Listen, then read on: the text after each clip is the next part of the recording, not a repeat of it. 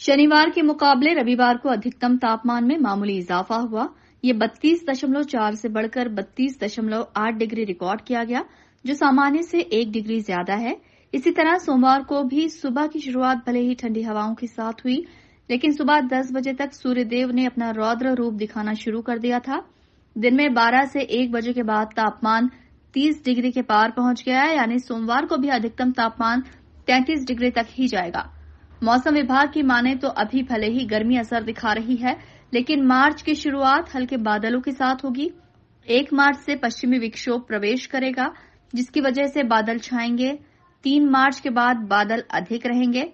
बादल इतने होंगे कि दिन भर में कुछ बार धूप का रास्ता कुछ समय के लिए बाधित होता रहेगा। हालांकि अभी दिन में भले ही गर्मी महसूस हो रही है, लेकिन रात 9 बजे के बाद से अगले दिन सुबह 7 बजे तक ठंडापन महसूस हो रहा है। दिन के तापमान में अब और अधिक गिरावट के आसार नहीं है। दिन में राहत देने वाला तापमान नहीं रहेगा, ये 31 डिग्री से ही अधिक रहेगा। अभी आपने उग्र चित्र से देखा होगा कि हमारे क्लाउडी कंडीशन वगैरह नहीं है, परंतु जो हवाओं का डायरेक्शन है वो वेस्ट नॉर्थ होने की वजह से हमें अधिकतम और न्यूनतम तापमान में बढ़ोतरी दर्ज की जा रही है।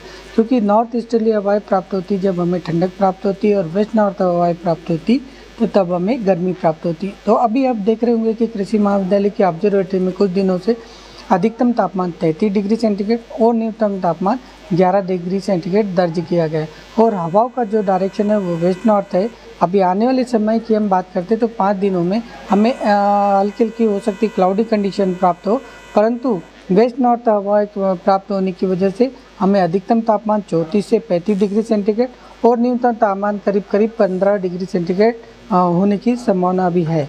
और हल हो सकता है कहीं कहीं हल्की हल्की क्लाउडी कंडीशन भी हो जाए। सर, रातों दिन तापमान की बात कितना अंतर आ रहा है? देखिए, अभी तो तापमान में बहुत अंतर है।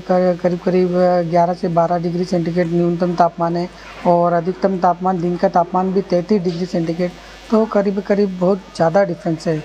और आने वाले समय में ये डिफरेंस थोड़ा कम हो जाएगा, क्योंकि हवाओं का डायरेक्शन जैसे ही चेंज होगा तो फिर तापमान में और थोड़ा, क्योंकि गर्मी का मौसम आने ही वाला है, तो हमारे मार्च से फिर गर्मी धीरे धीरे बढ़ेगी। कि अभी तो चने की स्टेज हार्वेस्टिंग की और मस्टर्ड की भी स्टेज हार्वेस्टिंग, परंतु जो लेट वेराइटी गेहूँ की है उसमें थोड़ी प्रॉब्लम आएगी, क्योंकि जो टेम्परेचर है वो इंक्रीज़ हो रहा है, और टेम्परेचर इंक्रीज़ होगा तो ग्रेन साइज क्या है, अभी मिल्किंग स्टेज रहती है, सॉफ्ट ड्राइप स्टेज बोलते हैं, तो उसमें क्या है ग्रेन में दाना भरता है, तो ग्रेन में दाना भरने की जो अवस्था और ड्यूरेशन चाहिए वो ड्यूरेशन कम होने की वजह से अधिकतम तापमान से, जैसे लास्ट ईयर आपने देखा होगा 2021-22 की बात कर रहे थे, अधिकतम तापमान बढ़ने की वजह से हमें जो लेट वैरायटी थी जल्दी हार्वेस्ट करनी पड़ी और ग्रेन साइज उससे भी छोटा हो गया था।